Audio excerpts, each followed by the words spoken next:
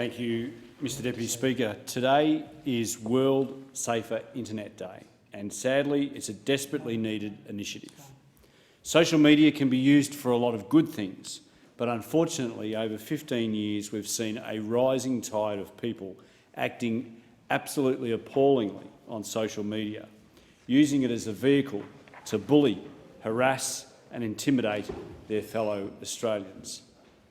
Research commissioned by the E-Safety Commissioner tells us that in just the 12 months to June 2016, 1 in 5 teenagers, that's 1 in 5 teenagers, say that they were cyberbullied, while last year 14% of the adult population in Australia were the target of hate speech, online hate speech. 1 in 10 adult Australians today have already had a nude or sexual photograph of themselves posted online without their consent. These actions have consequences. More than 40% of those involved say that their mental health has been negatively affected, while a third have also suffered physical health effects. Our constituents want to see action. So what can we do about this rising national crisis? There are certainly specific policy actions which I believe the private sector and government need to pursue. In particular, though I acknowledge that some, including especially Facebook and Instagram, have increased their work in this space, social media companies still have much more to do. They have much more to do in relation to their responsibility for the content that is posted on their platforms. If they can constantly trawl what we say and do online to sell us ever more targeted products, then they can design algorithms to better identify and filter out bullying, hateful speech and harmful content. I believe they also need to end total anonymity where it exists and ensure that all users who abuse others online can be individually identified and held accountable for their actions. It seems, Mr Deputy Speaker, that some people feel that they are able to say whatever they like and do whatever they like on social media because there's somehow some veil of secrecy, some veil of anonymity that they can hide behind. That veil of anonymity has to be torn to shreds. We know that people suffering from poor mental health often turn to the internet for information and outside contact.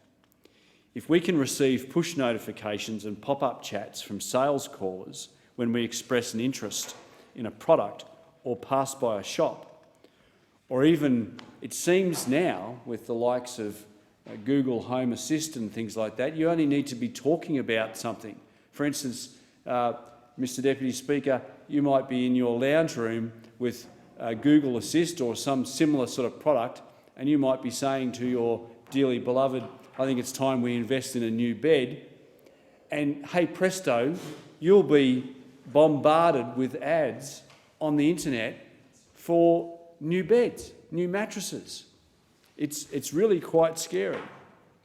Why can't we use that same technology to provide proactive access to a counsellor for those who express an interest in suicide, or for those who have expressed online searching for suicides and who then perhaps visit a suicide hotspot?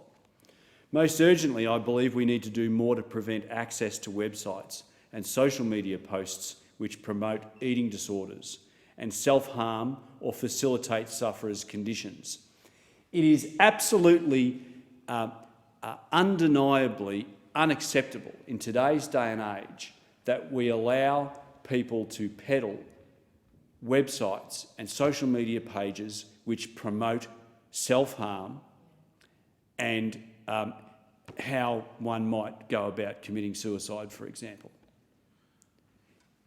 There is absolutely no justification for those websites, and they ought to be shut down. The companies like Google, etc., search engines, the social media companies have to step in, otherwise government should. If they're not willing to make those changes, we should.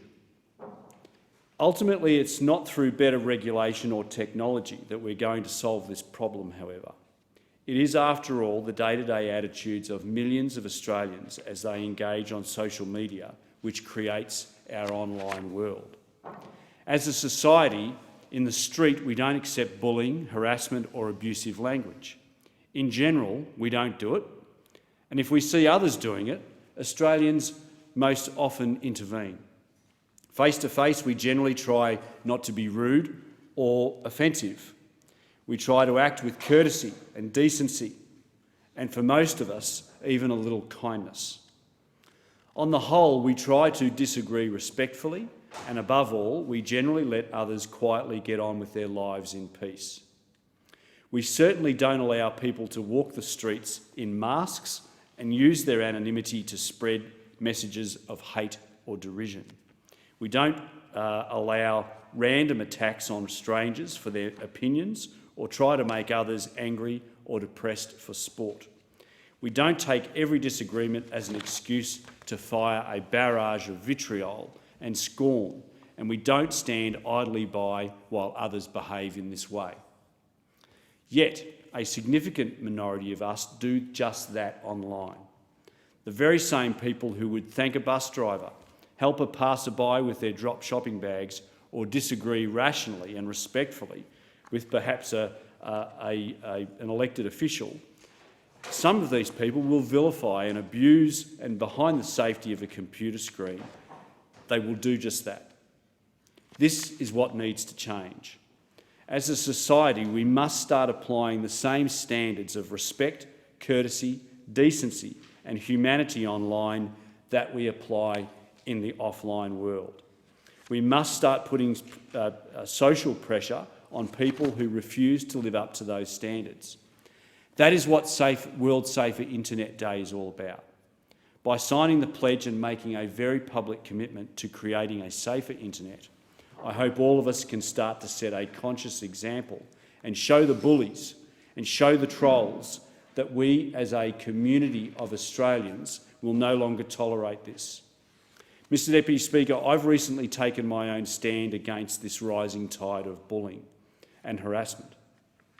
When I became the federal member for Fisher in 2016, in the interests of spirited debate and freedom of speech, I took a very liberal approach to my social media. I only censored material that used profanity. But facing the ever-growing number of people who seem to have nothing better to do with their time than spread vitriolic messages of hate and derision, at the beginning of 2020, I decided to act.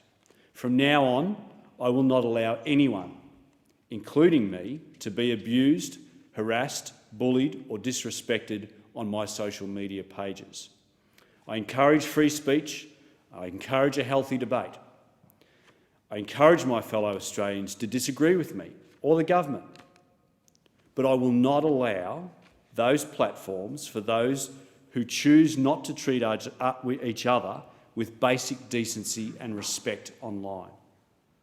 I've begun to hide the posts of those people, whatever their political views, and to permanently ban them from my page. And I would encourage all members to do the same thing. We, as members, elected members, have got to stand up and lead by example on this point. Now, I've copped only a very, very small amount of criticism for this stand, but I've got to tell you, Deputy Speaker, the overwhelming majority of people that have responded have been extremely positive and thanked me for doing it. We hold a privileged position in this place, and we must lead from the front. It's time that the Australian community, I believe, treated each other with the respect online as they do offline.